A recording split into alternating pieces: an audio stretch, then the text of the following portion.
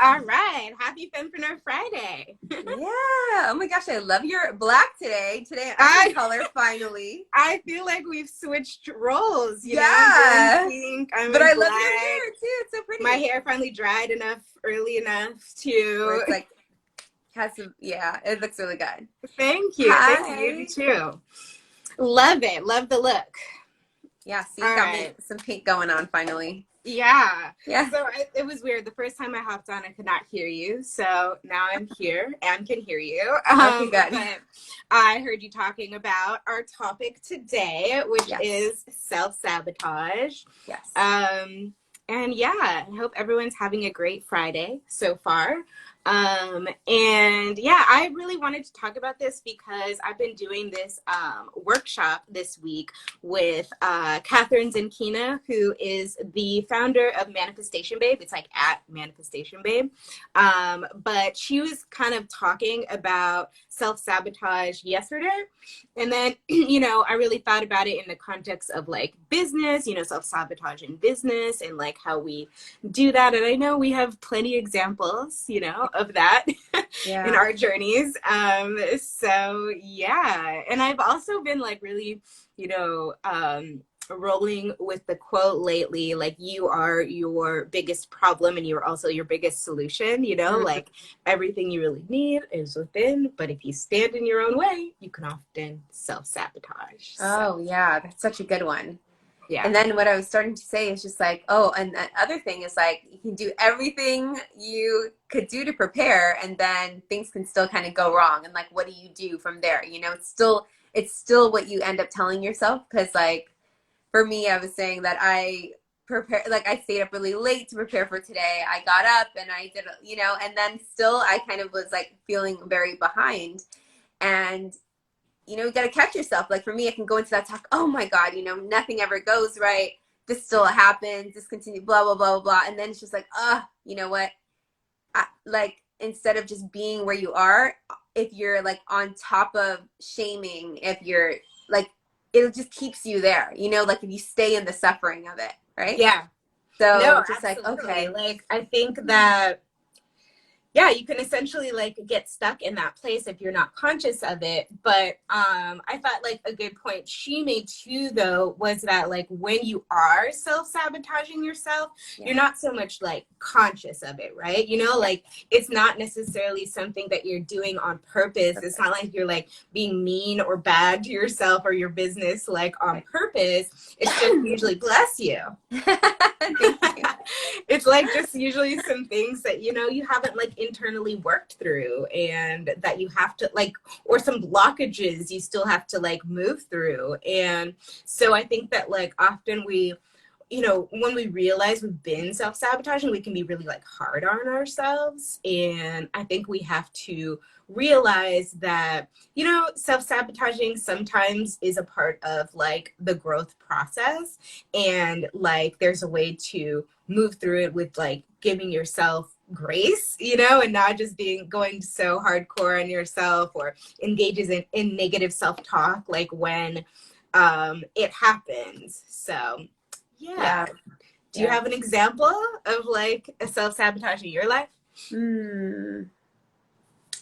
I think some of the self-sabotage in business is just like continuously like going after the thing that I want to go after, but pulling back with my not belief that it could happen, right? So I remember when I was an event planner, I loved doing it, but then I would be like, oh, like no one's gonna really do this for a long time, or it's funny how you make those different like you one thing goes well, and then it's just like, oh, it goes so well, you're excited, you celebrate, but then you're like, oh, I can't recreate this. Like somebody's not gonna do this again, or just like the stuff that kind of like keeps you, well, for me, keeps me stuck, or just like something great could happen. You're just like, oh, it's too good to be true. And then you fall right back down in your belief. Yeah. So those are like some major ones that I am so much more conscious of now and continue to work through, with practice. Yeah. Yeah, I love how often we've been saying stuck, as that's my company name. But I think that, you know, Stacy initially helped me like figure out the name of stuck. And I think it's just so profound because it does connect a lot to self-sabotage. Because like when you self-sabotage, you do have that feeling of like, oh, I'm stuck and I don't know like how to get out of it.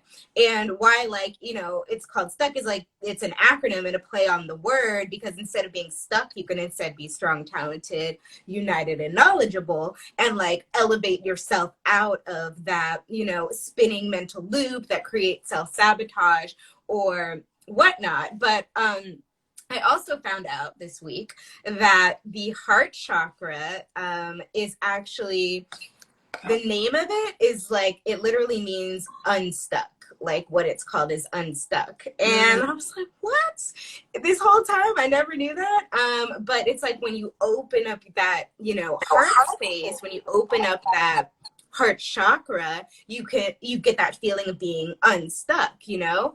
And I think that also when you open up your heart space, when you open up that heart chakra, like in the context of your own business, you know, like you then also can become like unstuck, and you can create more like light and opportunities to really flood in.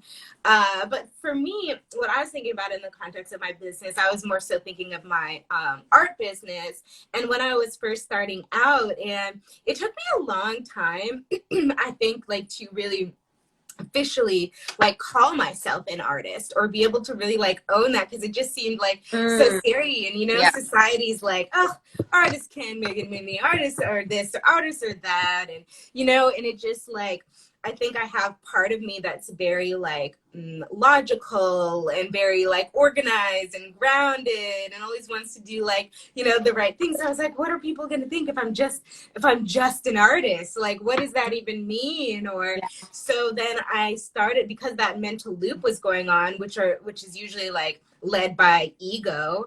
I would just like unconsciously drop opportunities that were passed my way, like opportunities to do murals or have appearances, or, you know, really put my art on a large scale. I was so scared at first. And like, it took me so long to even do my first mural, because I had that like, oh, what are people going to think? Or just that, mental image of like everybody watching you doing this like huge, you know, art piece, and just like the mental loops that really like started creating blockages in me. Or like when I would get these emails, you know, with these opportunities, it would just be like so much anxiety within me that a lot of the time I would just like ignore them or like delay them, and then, you know, the opportunity then would pass me by.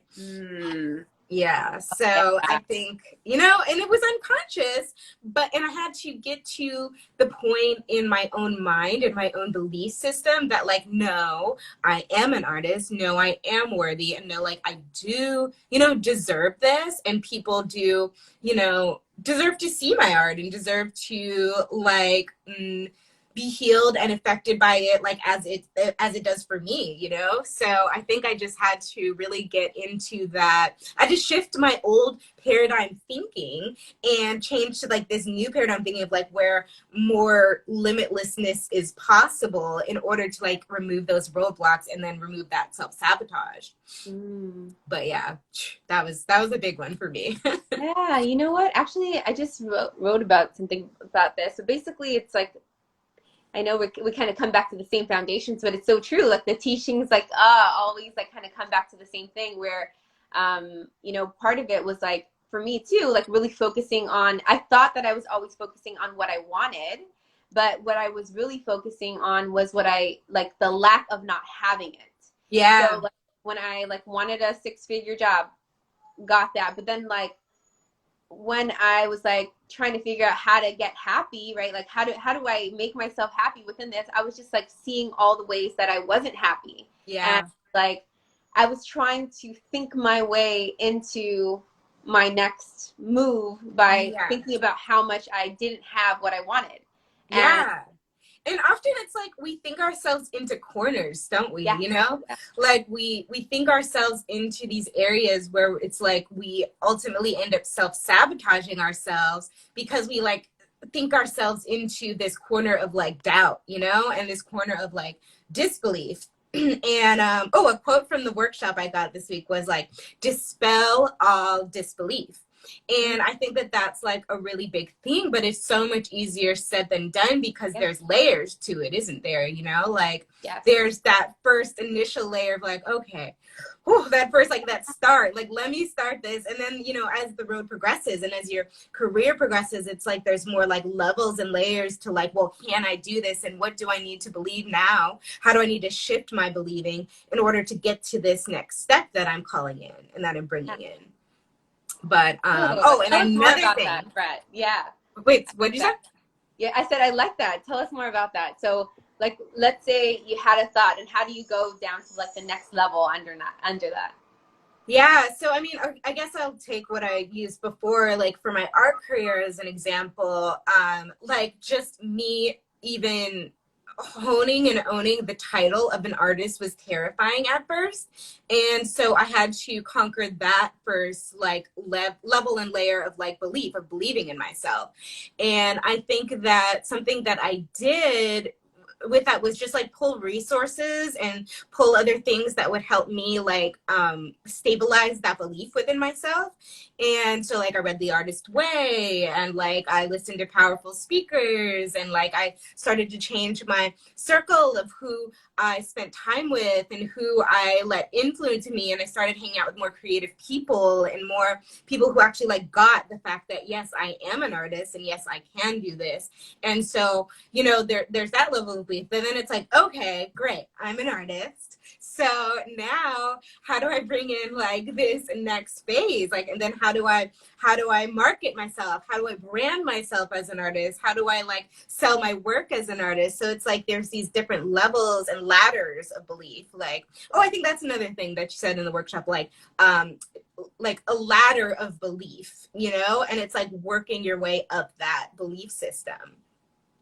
And I've been saying to myself, like all week, find that a ladder of belief over here in our talks. So you've said, you said that too, and it's so funny because I think she said the same thing. And I think that's so profound. And for me, as I'm now working on this like level or this stage in my current like belief system, I'm really just trying to, you know, like stabilize my next level. And so in that next level, I keep telling myself like this week, like lack is a lie, like fear is a lie, doubt is a lie, like, and you know, and it's just like you have to ingrain and like repeat and ingrain and repeat these new beliefs into your mind, because it's like you have to like chemically change like the neurons in your brain to, you know, accept these like new habits of thinking, these new forms of thinking, this next, you know, layer and level in your life. So that's it for me. No, I love this, Brett. You're on a roll, so good. And then you know what where there is to look is like the energy behind it. And when you're saying, and then we're talking about the same thing when we're talking about the ladder of belief, like how do we sense what's actually going on? We sense like the energy, like when we're saying something, how much do we believe it? And if we're not believing it, how can we change what we're talking about or speaking into, having it feel really authentic and real to us, and then moving through those ladders, right? Like, you know, you may not believe that you're going to have $1 million tomorrow, but do you believe that, hey, you know what, like more and more abundance is coming to me every single day? Like just switching those conversations and what we're speaking out. And I love that you talked about just like getting around people that have done it. You know? Like how that expands your belief. Like I know like a couple of girls and sisters, and like some sisterhoods that I've been a part of, like really been able to like expand my level of like, okay, whoa, like maybe I don't believe today that I can do it, but I can see her doing it that's so similar to me, and that can continue to help me like expand what I think is possible. So right. And even like I thought about it in the context of like what you're saying in the context of what we're doing right now with like, you know, just talking, and it's really just, you know, this is a conversation that we would probably have between us, you know, if people were watching or not. yeah, But it's like with, you know, just expanding even what we're doing now and growing our own platforms, or just like, you know, with you guys, with like growing your own platforms, it's like I think that you have to think of that even in like layers and levels and like a ladder of belief, because like yeah, if you're in a mental loop of like, oh well, like why would people watch that, or why would people listen to me about this, or why would, you know, like who'd want to do that, then people won't. But if right, it's like, if you believe, and if you're like, you know, like I love people, people love me, I love my community loves me, like I love the collective, and the collective loves what I have to say, you know, then that's creating a more positive like point of attraction, right, and just like leveling you up on that ladder of belief, you know? right. Oh, Yeah. yeah. I love the just like the authenticity about that. You know, one thing that I was talking about this week in some of the circles that I'm in is about performing. You know, like when you're performing for or in order to, like, are we loving in order to get love back? Because people can feel your energy of like a transaction Always. rather than actually just the experience of it. And actually it keeps us back from actual connection, right? Right. Because we actually want, like, what's our point here? Like, we actually Right. want to share, we're feeling authentic, we're feeling in flow. But if we're feeling like, oh, like we need to have 10 people on here or else, you know, it's saying something about us, then there's no freedom in that. There's no possibility for even bigger, right? There's no possibility for like thousands of people to join. Yeah. So like when you're locking one thing up, you're actually locking up everything. So Yes, yes, yes, yes. And I think like that's so key. Like you can't let you know, numbers, likes, whatever, comment, whatever it is, views, whatever it is, like you can't let all these external things like mean something about you. Tell a story about you. Like you have to own and hone like your own story and who you are to yourself and what you mean to yourself. Like versus what society or external things are saying or telling about you, or you know what numbers are determining about you. It's like you have to make that decision for and about yourself.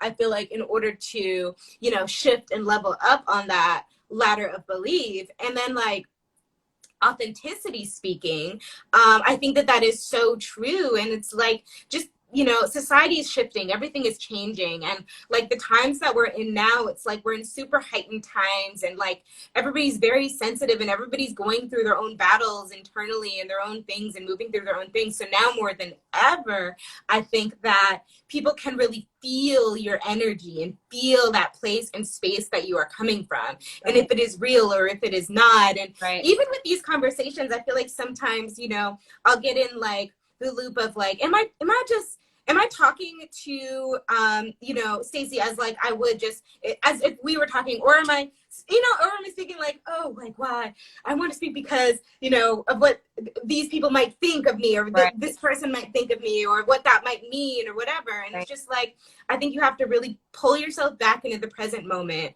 and be Yeah, like, you know what, I'm just doing this right now, right here, right now, because right. this makes me happy, and I am happy where I am right here, right now, as I am right here, right now. Yes, I And feel it's it, like Brett. when you're happy with what you have, then Yes, more can come to you. yes. Um, But one of yeah.